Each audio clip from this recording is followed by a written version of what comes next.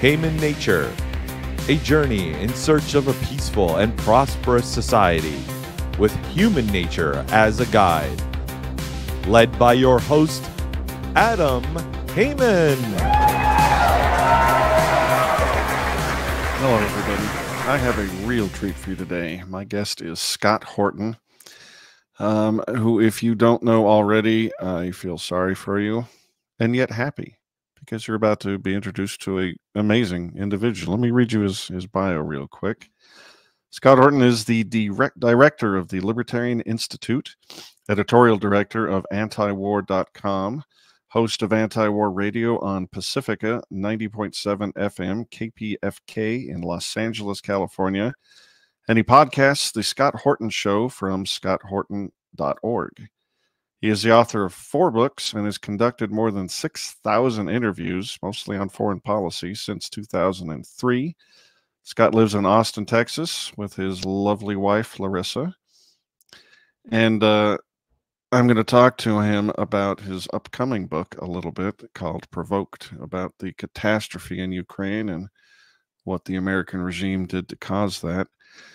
And just in case it doesn't come up in my talk with Scott, if you haven't read Fool's Errand and Enough Already, his 2 books on the war in Afghanistan and the broader war on terror in general, if you haven't read those, you do not know anything about those conflicts, and you should. So thanks for watching. Welcome to the show, and here's my talk with Scott HORTON. Hey there, Scott. Welcome to Human Nature. Thanks for coming on. Happy to be here. How are you doing, Adam? I'm doing fabulous. You were one of my favorite people to talk to. But do me a favor. Let's try and keep this conversation under like 3 or 4 hours tops. Okay. Deal. I just read the fine folks, your bio. Why don't you let us know maybe what you're up to, what the Institute is up to? Well, I'm just working on the book, Provoked, how Washington started the new Cold War with Russia and the catastrophe in Ukraine. And it's way over long, but I guess the news is that I've stopped researching, basically, and I'm really now focusing on editing the thing, which primarily means editing it down because it's way over long. I disagree. I think you should make that thing not only informative and a resource on foreign policy and the history, but also a weapon. I think you should be able to hold a volume in each hand and just beat people over the head with it. Yeah, it's going to be a lot like that. For sure. I wonder, like, what's going to be the ratio of people who actually have it on their shelf versus people who actually read the thing, you know, but we'll see how it goes. I like it pretty much. There's a little bit of dead horse beating in it, which is sort of the point in a way, especially like on the most controversial points.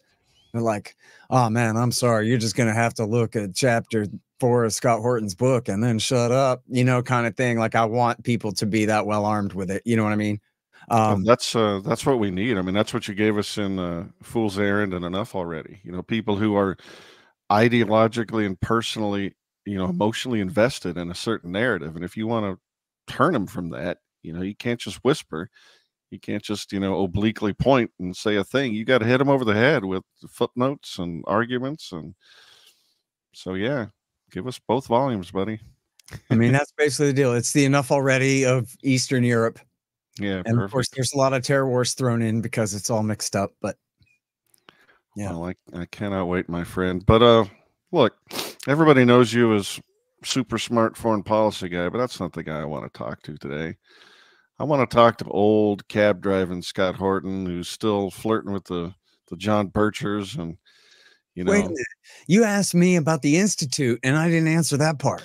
That's true. All right. Well, before we get to Crazy Town. Let me know what you're driving a cab if you want, I guess. Although I don't think that's as interesting as. Oh, I don't think the lefts and rights and fares are going to come up. But well, you know, the thing with the Institute is, and I guess I should just say this first and foremost and upfront, we got a fund drive coming up here real soon, so people can go ahead and get started donating at libertarianinstitute.org/donate if they want right now. It'll be a couple weeks, I think, before we're up and going here, but that's coming soon. And we only do this twice a year, but I got to raise money, and I'm actually not shy or embarrassed about it at all anymore. I kind of used to be a little bit, but like man, all you have to do is go to libertarianinstitute.org/about or /writers, or I guess it's our-writers, and look at who we have on our staff at the Libertarian Institute, who's writing for us and doing podcasts for us. I mean, this is really an all-star team. It was like 20 people now, and we've only got the one woman, but it's the best, the great Lori Calhoun. And the rest of the guys too. I mean, it's something to brag about. You know, I recently brought on the great Danny Sanchez, formerly the editor of Fee, and he's still, you know, something like a senior editor there now, but I brought him on as our Murray and Rothbard fellow.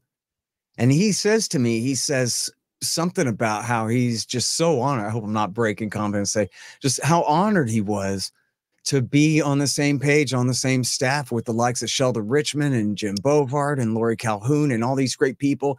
And That's like, so cool. Yeah, and I'm glad he didn't name me, because that wasn't the point. And he wasn't trying to flatter me. He was trying to talk about literally like everybody else at the Institute that really makes it a great thing. And so we do have, you know, we got Ted Carpenter, the best guy, Cato, got fired last year for being too good on Ukraine. Now he writes for me and over at antiwar.com as well. And of course, Tom Woods is on our board of directors and is a senior fellow. Who could bring together Ted Carpenter and Tom Woods? Right. And then also we got this great new younger generation led by our editor, Hunter Durensis, who's a bit behind the scenes, but he's our great editor, former journalist and great libertarian. And then, of course, Keith Knight and Kyle Anzalone, Connor Freeman and Patrick McFarlane. And you know, Tommy, I guess, Tommy Salmon's our resident philosopher, is more my age. But and then I recently brought on Bill Bupert, who you might know as the great anti-counterinsurgency expert, former Army Ranger, and Jeremy R. Hammond, who's a great Ron Paul guy, and is the libertarian movement's absolute, by far, by a mile, foremost expert on the Israel-Palestine conflict and the American role in it, and wrote the great book Obstacle to Peace. And then, as I say, I brought on Danny Sanchez, and then also now, finally, and I don't know what was taking me so long with this, or I guess we talked about it before, but now brought on the great, I think you must know this guy, Tom Edlum from, was it Massachusetts or Maryland or something? He's our William Norman Grigg fellow, and they used to be, speaking of the Birchers, they used to be podnas together at the New American magazine, back when Will Grigg was the editor of the New American, and Tom Edlum was like his guy. Well, so now Tom's on board at the Institute, and we're calling him our William Norman Grigg fellow in honor of that. Our late. Well, look, man, it's not like you don't know it, but you should be real proud of what you've created over there. It's cool, man. And whatever, they all get the credit. All the people I just named, they're the ones doing all the work. All I am is like putting them all on one website for you and publishing their books. 14 of them now, by the way, and working on more. We got a brand new one about Syria by William Van Wagenen coming out in awesome. I don't know, whenever Ben gets it to me. We're like in process right now. So that'll be, you know, I guess by the end of the summer, you know, these things do take a little while, but that's William Van Wagenen. I'm telling you, Adam, ain't nobody better on the real history of Obama's dirty war in Syria and Iraq War III, period. He's the best guy in the world on it. And we published, and that's saying a lot, because there are a lot of people who are really good on Syria. You know what I mean? As almost as many as there are who are absolutely horrible on it. But no, he's the best. That's a good ratio nowadays. Yeah. And see, we published a huge series by him, and each one of them is like 10,000 word articles or more, you know, maybe as many as like 50,000 word articles or something, insanely long chapters on the Syrian dirty war. And so now we compile them all in a book, and we're putting that out. Man, working on all those things are amazing and fabulous, but they don't get made for free. So you find people listening and watching, please go to libertarianinstitute.org/donate and do what you can to support what Scott does, because it is incredible and much, much needed. You know what's cool, Adam, is our new PR lady, social media outreach coordinator type lady, Rachel Nelson. She told me. Oh, I know her from Nebraska, right? Yeah, she's great.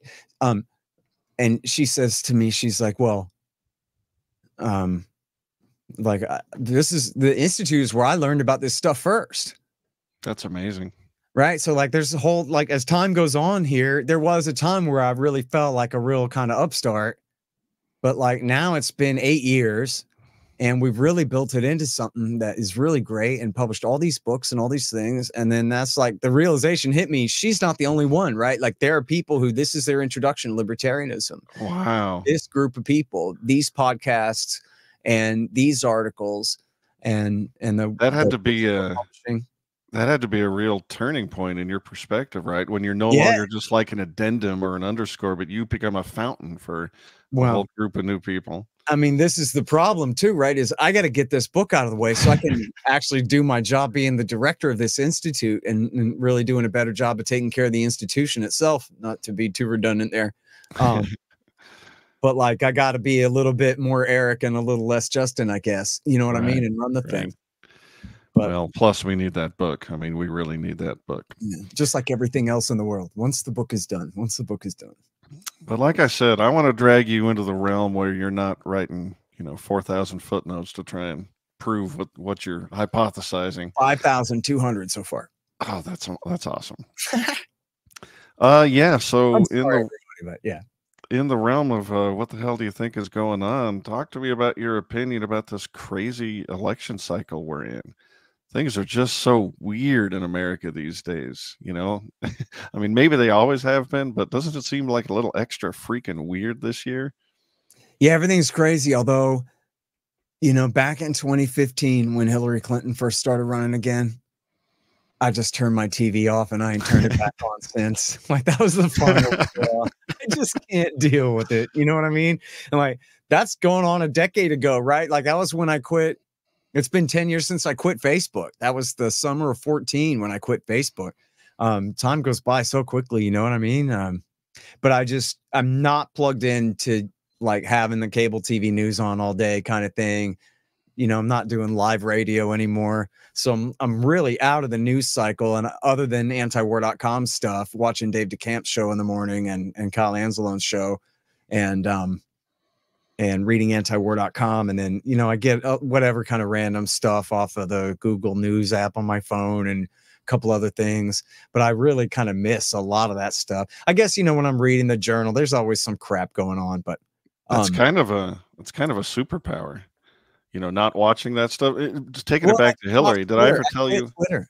Yeah, I had to quit Twitter to get the book done. Because I can't use it. I can only abuse it, man. I got a problem with it, right? So like I wake up in the morning and I start tweeting about how much I hate Israel. And then next thing I know, it's dinner time and I haven't accomplished a thing all day. I can't make a living just tweeting about Israel. You know what I mean? I have other work to do. So I had to just quit it. I should officially and I told him to change it. And like I should officially congratulate you. I didn't think you were going to make it. I didn't think you were going to do it, but you did. I guess I confess that I know that they convicted Trump on this ridiculous charge, and that I guess they're waiting to find out. We're waiting to find out whether the judge is going to try to put him in prison or not, which is next month. Isn't that crazy? Democrats, I've been writing this 1,400-page book about the Cold War with Russia. And I can tell you as an expert, these Democrats, they don't really think ahead about the stuff that they do and the things that are going to happen. And it's pretty crazy to think like how far they think that they can go. Did you see on the Pirate Bay, they got this new movie, Civil War, that the Democrats made? I haven't seen it yet.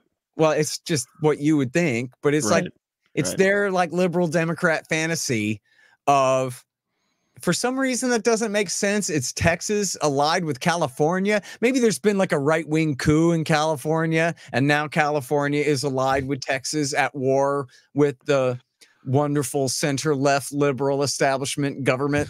Oh, no. It's Texas. No, there's been a liberal coup in Texas, I guess. I got it wrong. I'm sorry. It's so stupid anyway.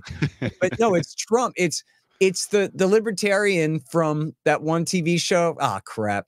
What's that sitcom with the guy with the mustache? Oh, you mean Ron Swanson? Ron Swanson. He's Trump. Okay. And he's a right-wing dictator in his third term under martial law. And there's been, I guess, a liberal coup in Texas. Now, Texas has allied with California to defeat him and overthrow him and all this. And then, like in the story, the liberals win. But they don't explain like how that could be possible at all. They even, it's so on the nose. They even have like a black woman as the sergeant leading the death squad that goes into the White House to kill him and stuff. Like, but then, yeah, they never understand. They show one of the bad guys from Breaking Bad, the guy Todd, toward the end of Breaking Bad, is like the bad guy right winger that they encounter on the way there with his masquerade full of dead liberals that he killed and stuff. Right. Yeah. But they don't explain why all the Todds in America ain't won this war months ago when I mean, in Austin, I gotta tell you, dude, I've been to gun shows in Austin where you do have liberal, like legitimate tie-dyed sandal wearing hippies walking out of there with gigantic guns. I don't know what the hell that thing is, but it looks like an M60 or something. I don't know.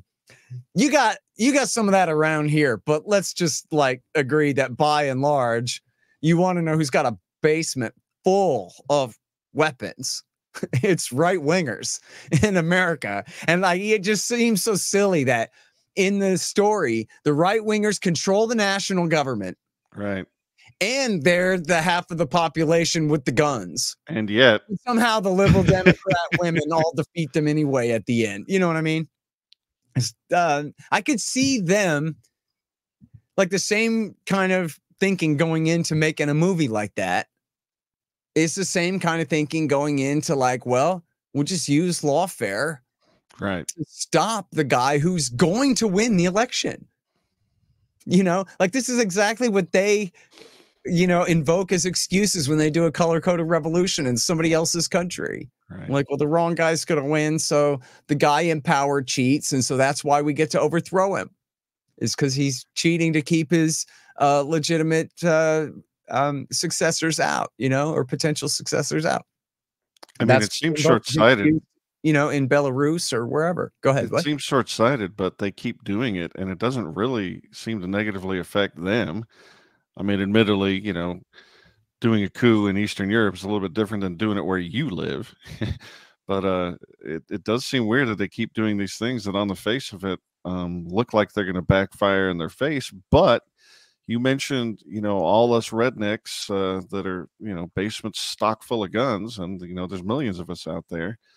And yet, I mean, a lot of people predicted that these disaffected right wingers would have rose up already. You know, what do you think it would actually take for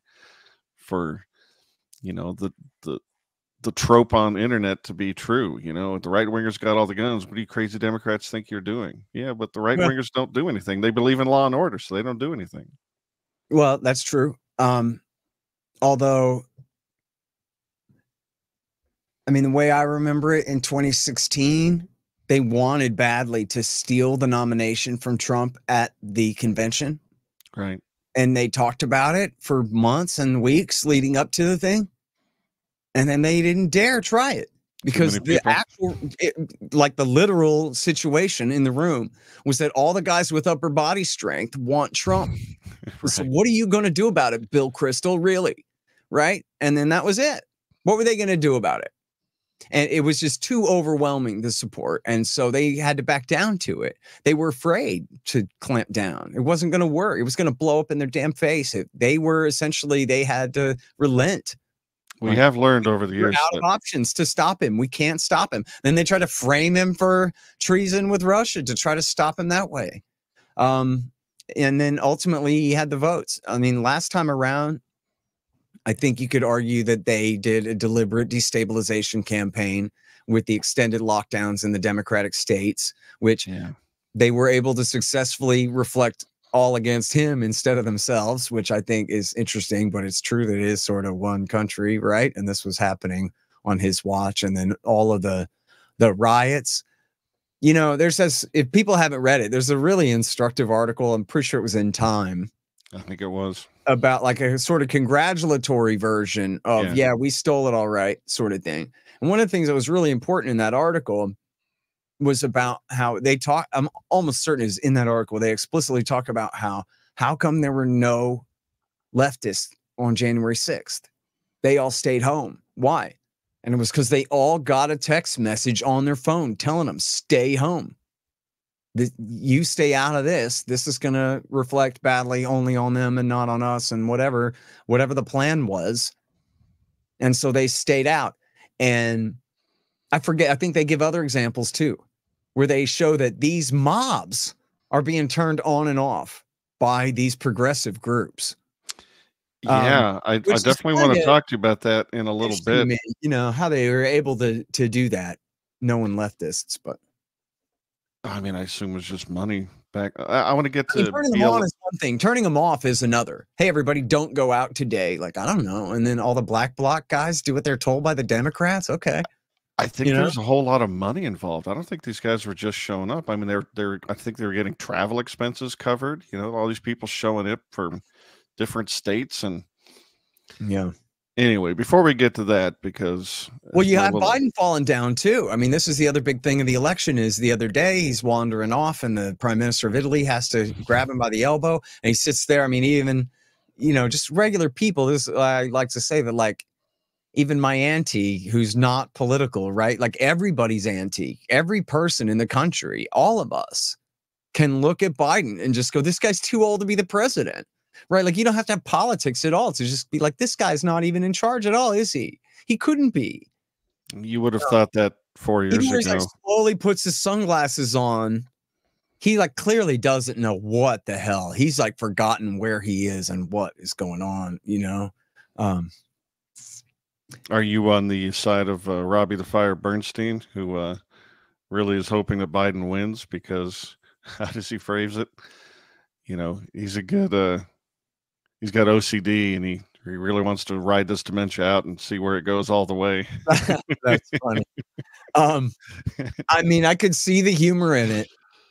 I mean, Donald Trump, what's good about Donald Trump is only how much the liberals hate him and how much I hate them and want to see him make them cry. It's his enemies. The best thing about him is his enemies. He is potentially a weapon I could use to bully them with, right? Like, that's essentially all. But other than that, what is he? Oh, he's terrible. Yeah. At least de facto, he's just an Israeli spy, right? Or a plant, whatever you would call him, right? He's the sock puppet of his son-in-law, Jared Kushner, who is the godson of the Prime Minister of Israel. Well, slow down, Scott. We're not talking to foreign policy, Scott. We're talking to conspiracy theory, Scott. I'm just saying, if you look at Trump as nothing but he's a nationalist socialist, kind of. I'll paraphrase Arthur Bloom to not get either of us in too much troll, but he's the Israel lobby in Buchanan face. Yeah, at least when Steve Bannon is in his ear. That's what he sounds like. Yeah. Well, I mean, what he is a protectionist nationalist who doesn't really understand how things work. But I want to go back to 2020, you know, in that Time article where they bragged about putting their thumb on the scale of social media and doing all these things to influence the election. And I want to ask you in a second whether you think elections are real anymore, but there was an argument that could be made, you know, with their thumb on the scale and them stoking up the summer of love and the riots and all the unrest. You could easily see a certain percentage of the country just saying, okay, we'll let Biden in, and it'll be a return to quote, unquote normalcy. You know, that argument made some kind of sense.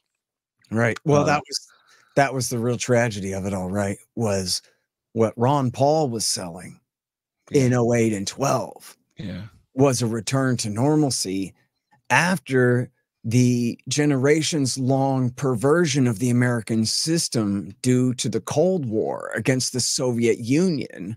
And then ever since the end of the Cold War, the rise of the new Cold War in Europe, and of course, American hegemony in the Middle East and all the lost wars there. And what we needed then was a return to normalcy. In other words, a return to constitutional government under Ron Paul.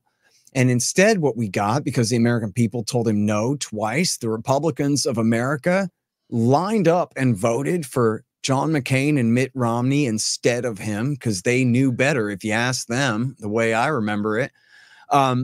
And so instead, we got Barack Obama and the chaos that came with 8 years of and 4 years of Barack Obama instead of Dr. Paul. And Trump was so crazy and just on like a chaotic sense in the daily news cycle kind of sense, that then they were able to give us Joe Biden, the author of so much of the great distortion of the old and new Cold Wars and Middle Eastern wars, and offer him as a return to normalcy. Normalcy being the George W. Bush years, normalcy being Barack Obama and Bill Clinton, and what we shouldn't have been doing this whole damn time. And it was only because of Trump's just childish antics, essentially, right, that they were able to sell Biden as normalcy instead of the actual author of everything that's wrong. And then what did Trump do? Trump is such an idiot too, and this is his own problem, and there's no one else to blame but him. He ran not as still an outsider somehow in the presidency, and with your help we're going to finish the job against these clowns. He ran as the establishment. And what did he say? He said Joe Biden is a leftist. Joe Biden is a radical and a revolutionary. He wants revolutionary change, and I'm here to uphold the status quo. What? Joe Biden is the center. Joe Biden is Bill Clinton. Joe Biden is the return of the man. And all Trump could do is call him a communist? The senator from Delaware? Jesus Christ, effing moron. And he completely gave away by doing so his own narrative that he's the outsider, he's the wrecking ball, he's Mr. Smith, went to Washington to make things right instead of how these horrible men have made it. Gah. And because that's the best he could do. You know? Do you have an opinion on why? I mean, he has such an obvious case, you know, for being lawfared against by the FBI and the CIA this whole time, but he's not smart enough. Yeah. He's just not smart enough to do the job. Look, the reason it's funny, man. It's such a paradox. He's the only one in America who could have stopped him. There's no other human man on this planet, in this country, anywhere who could have stopped Jeb Bush and Hillary Clinton in 1 year and literally became the president of the United States on the first try he ever ran for anything, too, by the way. And yet, take a moment. The only reason he did it is because he thought it would be neat to be the president. He doesn't know or care anything about the country, about the people, about the world, about the time that he lives in or anything. He's got no vision at all. He's just a clown. They go, oh, he had a book of Hitler's speeches by his bed. Yeah, but do you think he ever opened the book a single time to read even something by Hitler or something by anyone? The answer is no. Well, look, Scott, if you find yourself in the backyard and your somewhat retarded nephew sees two poisonous snakes that you don't see and grabs them and squishes them, bashes them together, and then kills them, you don't yell at the kid for being a doofus and retarded. You say, thank you. So, President Trump, I would like to thank you for crushing the Bush and Clinton dynasties the way that you did. Oh, I give him credit. I give him credit for that. I think all of mankind owes him a debt of gratitude for that. I mean, from even before Obama was reelected, in Obama's first term, I would tell people on my show, like, and I don't like to do big predictions and whatever, because that's kind of stupid. I'd rather just cover what's going on. But it was like, look, this is what's going to happen. Everybody can see. In the election of 2016, it's going to be George Bush's brother versus Bill Clinton's wife. And screw you if you don't like it. Duke Jeb versus Duchess Hillary in the American royal dynasty. This is what Wall Street has decreed, and you can suck it if you don't like it. That's how it is. You're not free. This is the system, and this is what you're going to get. And then it is just the black swan wild card thing that Roger Stone, probably just on behalf of Israel or whoever he's working for, said to Donald Trump, hey, man, there's weakness here, dude. All you have to do is push Jeb down. He's the strongest guy on the right side, and you can pants him on the first try. And then after that, you're set. And which was true. You know, who else was there to stop him? Rubio or Rand Paul? Rubio. Yeah. Santor. I mean, there's John nobody. Kasich going, please be reasonable. You know, no. And so there was an opening there, but again, one that only Trump could have exploited. Like, I don't think there's any other billionaire, or any other actor, or any other famous person, businessman, or governor, or anyone who could have got up there and did what he did and stopped them. It was Jeb's turn. You wait your turn. That's how it works, this and that. He got up there and was like, hey, if your mom's so great, maybe she should be out here instead of you, weakling, or whatever. You know what I mean? And just bullied the crap out of him in a way that no one would dare to do ever. That only Trump would have the just chutzpah to go out there and do it that way and win. But then that's the paradox, right? He's like this giant practical joke on the American people that like somehow little d democracy was a thing and worked, and the American people picked someone they weren't supposed to pick to be the president, and yet they might as well not have, because he's got the same Russia policy and the same China policy and the same Iran policy and the same tax policy and the same damn everything. He's horrible. Well, as you know, nobody was voting for policy. I mean, most of the electorate doesn't even think like that. They were voting against what they think of as the regime that's screwing them, and this goofball clearly isn't part of that. So this is the thing. Fingers crossed, you right? know. You know, I had a buddy of mine at the day after the election of 20. A friend of mine said to me, I was like, hey, man, I haven't seen you in a while. How you doing? He goes, oh, I'm way better now. I go, why? What happened? Like, I don't know what he was talking about. And he goes, you know, because of yesterday. And I'm like, dude, like, you know what? I am not a Republican. I ain't never been a Republican, and I did not vote for Trump. And I wrote a book, and I'm in the middle of writing another about what a lousy goddamn president he was. But like, you feel better knowing that Joe Biden and the state won? That after 4 years of the CIA and the FBI framing this guy for treason, and every media, you know, hairdo on TV screaming that he's a white supremacist, Nazi, brown shirt, and whatever, all of the crap that they did to thwart him and try to stop him from ever doing the right thing, and encouraging him every time he ever did the wrong thing, like bombing Syria, any of these things, to see the return of the establishment at his expense after 4 years of that. Like, oh man, I would never have voted for the guy, but oh man, did I want to see him win that election so badly.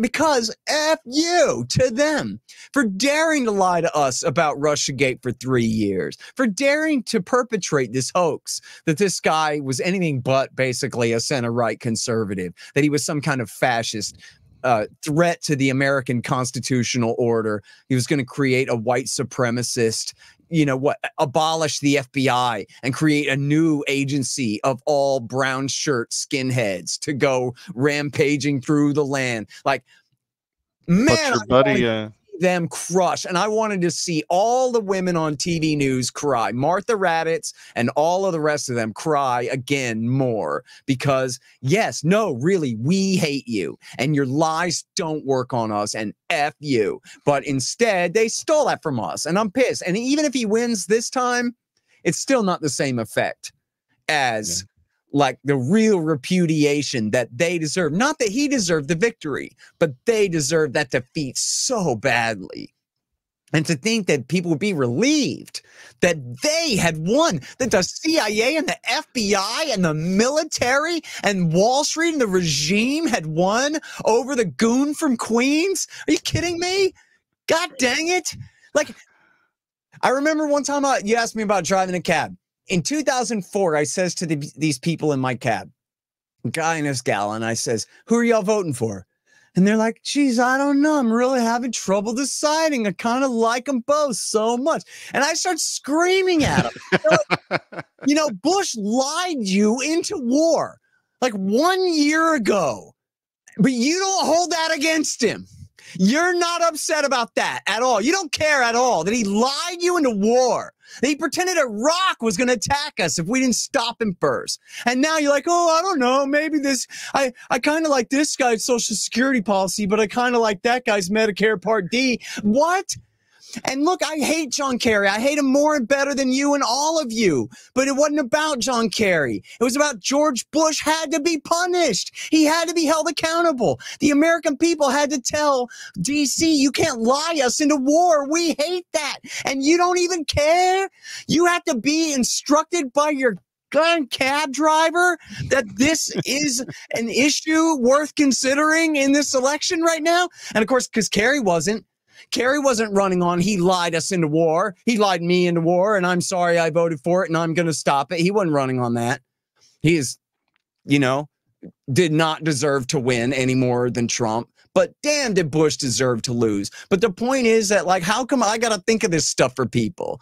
That they can't just think that, like, no, the FBI and the CIA, if they frame an elected president for treason and then it's not true, then he gets a free term, God damn it. Like, you don't vote for the Democrat after that, right? Well, I think you bring up a great point. The people in your car and the people like your buddy who's so relieved about the convictions or whatever, they're not watching the same news sources you do. They're getting the pablum spooned into their mouth by the people who know better, and it really infects their emotions and their minds. Yeah. So that, this guy is Orange Hitler and he's a racist and he's a puppet of Putin. And so it just makes perfect sense. People their opinions are assigned to them mostly. They might have an opinion about something, in their family or whatever, but mostly their opinions about things that aren't happening in their town. Yeah, that's just fed to them by whoever they listen to. And they're not listening to you or me, unfortunately. Yeah, no, that's true. Do you think, Shame. throwing aside the obvious influence of, the media directly and social media, through the threats of the FBI, et cetera, in 2020, do you think, above and beyond that admitted to interference, do you think the election was rigged? Well, I can't help but I got to start with Trump rigged it against himself first because he's such a boob. Sure. And that was for months, I don't know, 4 months, 5 months, almost daily, he would denounce voting by mail. Right. He never had a coherent argument. It's so clear what happened. Somebody warned him that the Democrats are going to have an advantage in all this voting by mail. He had signed the CARES Act that changed a lot of that stuff, or provide the funding for this and that, whatever parts of it. Then they go, look, the Democrats are going to have this big advantage in the voting by mail thing. And then he's such a one idiot and two bully that he couldn't think of anything to do except just go out there and say voting by mail is bad. He had no plan. He just essentially said, you'll get the cooties if you vote by mail. Like, I'm paraphrasing him, but the message was essentially, if you're not man enough to show up and vote for me on election day, then don't effing bother. Right? Well, guess what? Trump voters skew old, and old people skew afraid of COVID. And so, like, that was his voters. That was his voters. And, as we all know, the turnout is always low, even for registered voters in this country. And so the margin, obviously, if you just take the opposite tack from what Trump did, if he had just been positive about it, and it just said, listen, the Democrats, we're told, have a bit of an advantage in this voting by mail thing. But we're going to show them. We're going to vote by mail like crazy. We're going to vote by mail. Great. We're going to show up. And I'm here to tell you now, you make sure you do your part and make sure that your cousin Jimmy and your auntie, Edna and whoever, that they all vote and they don't even have to show up. You just make sure they got their ballot in the mail and they turn that thing in on time and get that vote out. Wrestling fans, come on, let's get with the thing. Get out the vote, baby. And we're going to, and look, he would have still lost by mail, but by a much smaller margin, if that's what he'd been encouraging people to do. And in fact, he went to Florida and DeSantis told him, hey, man, shut up. We win by mail in Florida. Republicans win in by mail elections because it's old people. And so the older and richer they are, the more Republican they vote, man. It's a line graph or whatever, So Trump goes, oh, okay.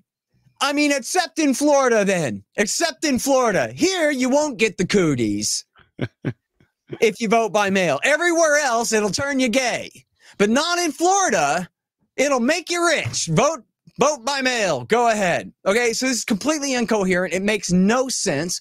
And it achieved nothing other than him depressing his own vote. So I don't know, like you have to guess on the line, like how much he depressed it, and especially versus how much he could have boosted it up if he had been pro voting by mail. We're going to kick their ass on election day and by mailbox too, buddy boy. If he'd run on that, we're probably talking 6 points or something from nationwide in state after state after state. You're talking huge margins, winnable margins, losable margins. And he did that all to himself, shot himself in the foot with a 45, and for no reason at all, other than just because he's got no insight. You know, you listen to that audio of him on the phone with the Secretary of State in Georgia. And he's like, do what I say. And like, this is the paraphrase of the whole conversation. Do what I say. I don't work for you. Do what I say. You can't fire me.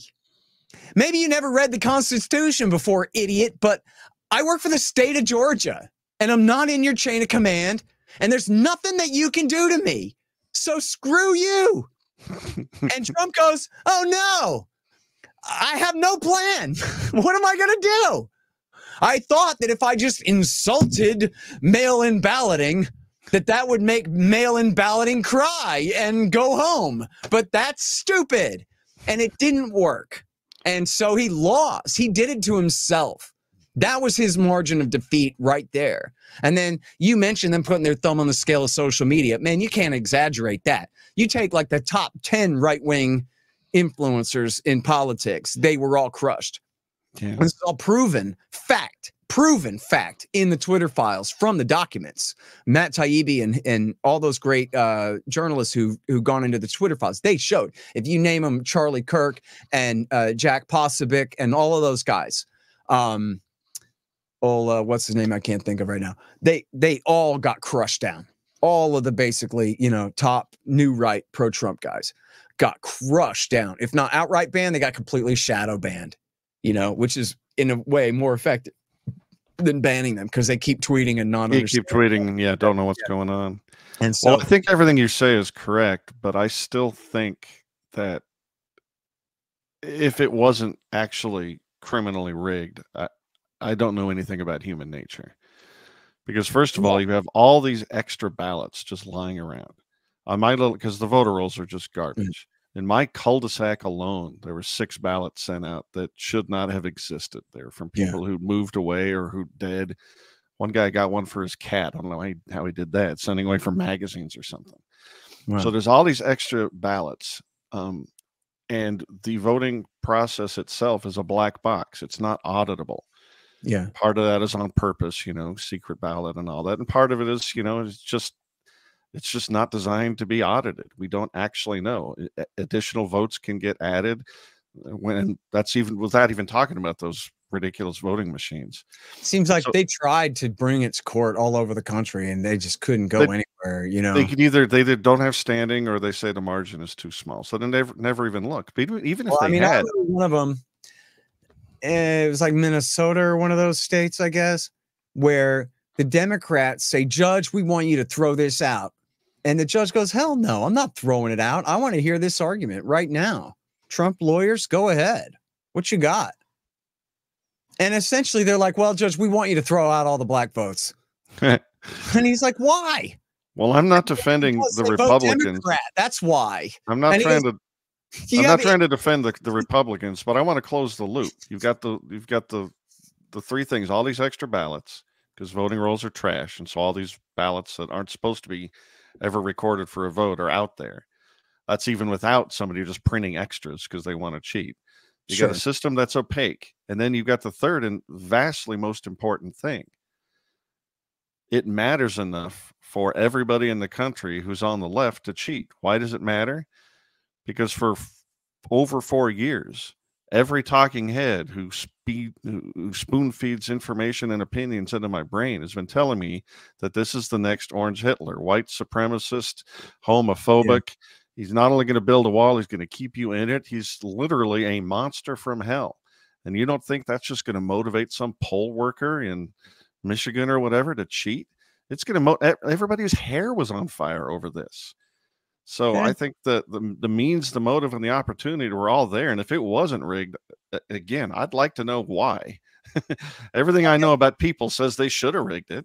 But I mean, I guess the way I look at it is both sides try to steal all elections by some thousands or tens of thousands of votes, or you know, extra people, ghosts on the voter rolls, or people who are unfairly excluded for the voter rolls, or their ballots are challenged for bogus reasons or whatever. You know what I mean? Both sides play that game as bad as they can every time.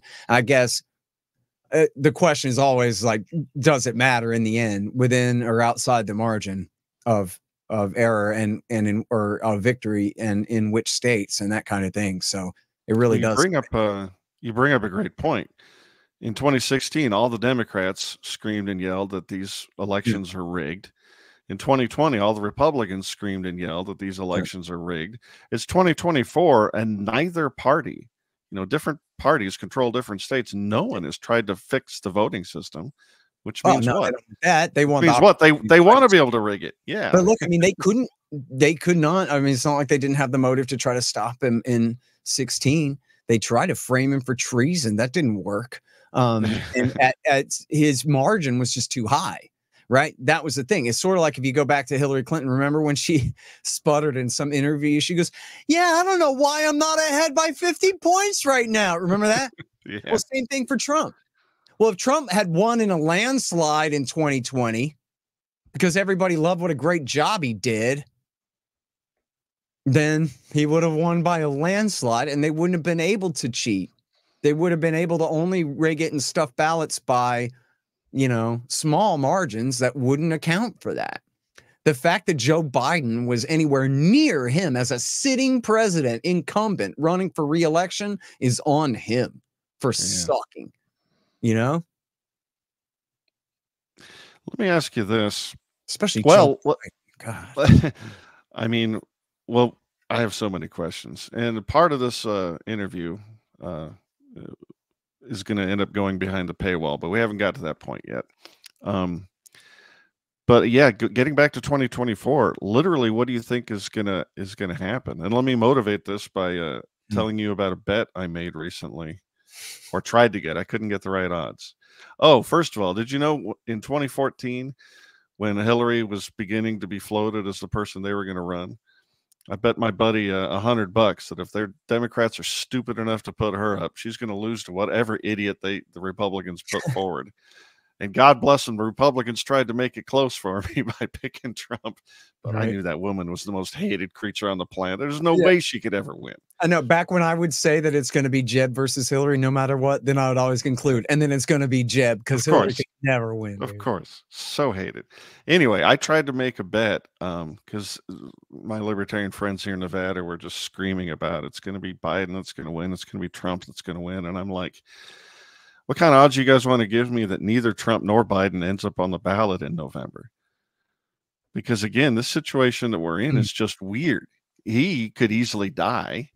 I know. You know, Biden and Trump. I mean, they might put him in jail. They might kill him. You know, plus he's old too. I mean, he could slip on a banana peel too. That's true. I mean, that's the thing. He just turned 78 the other day, which is old as hell, man. Pretty old. So, yeah, I mean, they both run the risk of that. I think you're right that he runs the risk of being assassinated by power, right? Like not even by some left-wing nut, more likely by the FBI, you know, CIA, put some guy up to it, you know, or hire some French hitman or something. So like, I don't know. And yes, you're right too, that Biden could fall down the stairs or just have a stroke or some kind of thing and be completely incapacitated at any time. He is way too old to be doing this job. And I don't know how much time he's actually putting in, but just the stress at all of having to make any of the call. Like sometimes the president has to decide. I mean, obviously they're doing a lot down at the deputies committee level at the NSC right now, but there are some things that have to be taken to the boss. And so this is too much for him, man. He is not up to this. And but they're in such a bind. They have no one to replace him with. I mean, Gavin Newsom is like their most young and handsome guy or whatever the hell, but he has a horrible record and his numbers are not great. And his state and the whole nation knows that his state, California, is a cesspool. Yeah, exactly. And had the worst of the COVID policies, and right now is just notorious for, you know, homeless, you know, heroin addicts all over the streets and whatever. I mean, I went to LA a year ago to do that Waco interview, and man, it was like dystopian crazy out there, dude. It was bad. And I love LA. I'm not prejudiced against LA like most Texans are. Like I have a soft spot for it. You know, my dad's from there, and yeah, me too. I lived there and played cards for 8 years. Man, so yeah, and then what? They got Kamala Harris, who of course is just a non-starter. Everyone agrees. They have no one else on their bench that they can run. People talk about Michelle Obama. That just goes to show that no one else can think of anyone else to do it. But she has no credibility whatsoever to do so. And they don't believe that she does either. Like, could they convince her to do it? Maybe, but they're not going to try to convince her to do it because she would lose horribly. She has no credential other than being first lady. And she hadn't had a job in 40 years or something, 30 years. She was a lawyer like in the 90s, early Democrats. 90s. The Democrats bench is weak as hell. It's So what's your prediction? so busted, yeah. Assuming elections are real, unlike birds are fake. Assuming elections are real, and it does end up being a legally embattled Trump versus a I think Trump could win declining. I think Trump could win. I would think so too. In fact, if they put him in prison, I'm going to vote for him just for that. Yeah, that would do it. Yeah, that would do it. And I know that he might as well be, you know, Benjamin Netanyahu's little pet poodle, but so is Joe Biden. You can ask, you know, 35,000 dead Palestinian civilians about that. They'll tell you. Yes, they will. All right. Well, I have my own prediction about what's going to happen, and I have some questions for Scott about the deep state. I know he has the answers. He's been holding out on me. But to see that part of the interview, you're going to have to go to heymannature.substack.com and become a supporting listener for as little as $5 a month. But for now, I want to thank Scott for joining me. And once again, let's plug libertarianinstitute.org/donate to help Scott keep doing all the wonderful things he's doing and finish that goddamn book, Scott. Yeah. Hey, look, people should know. It's pretty obvious. Their donations just go to payroll and book production. And I admit I bought some books for my book project to read, like a few of them. But no, that's a great point. There's no bloat. That's it. Yeah, we have no glass castle in Washington, D.C. You know, Adam, hell, it may have been you. I don't know. Somebody was telling me, no, it wouldn't have been you. Someone was telling me that they went to a Cato event in some fancy city out back east there somewhere. And it was at like this really fancy hotel, like the Four Seasons or something like that, with the thickest carpet. And they got this open bar. And this is like some class, like somebody spent $20,000, $30,000 or something on this. And it's just people standing around. Like, who knows if they even raised that much at the thing, like in terms of people writing out checks. But even if they did, their margins gotta suck to throw. And I just look, people donate to the Institute. Your money goes to help me pay the guys. That's it. I'm just like the redistribution funnel who, you know, appropriate well, it just goes to show deposits to writers' accounts. That's it. It just goes to show what you're doing with the Libertarian Institute. That's what a libertarian organization is in America. You try and tell me that you can have such a well-funded organization that's supposed to be libertarian shelling out all that money that you just talked about that isn't captured by corporate interests or deep state interests. You tell me. I ain't buying it. Right. Yeah, seriously. And, you know, when we brought on Ted Carpenter, I got a couple of emails that said, well, I'm never donating to Cato again, man. That's you right. Guys got my Cato donations now, because what the hell do they need my money for when that whole time I was just daydreaming that my money was going to pay Ted Carpenter? That's what I want to pay, you know? That's awesome. So, what are we doing? So, yeah, I mean, that's the deal. So that's where the money goes, is book production and payroll. And so, and just go look at libertarianinstitute.org. I mean, I got every reason to be braggadocious about all the great work that everybody else is doing there. All the great podcasts, all the great articles that we're running. It's incredible what we got going on there. Yeah, go to libertarianinstitute.org and poke around and see what Scott is doing, and then add the / or / donate and give everything you can, because it's truly a worthy cause. Yeah, and write it off on your taxes because it's a 501c3. Amen. So Thank you very to my guys is money you deny to the war party.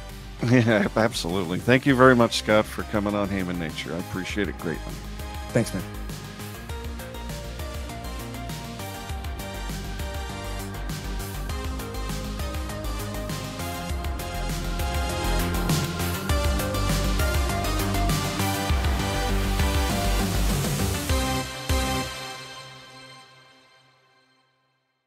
Now let's crank it up for the real All right.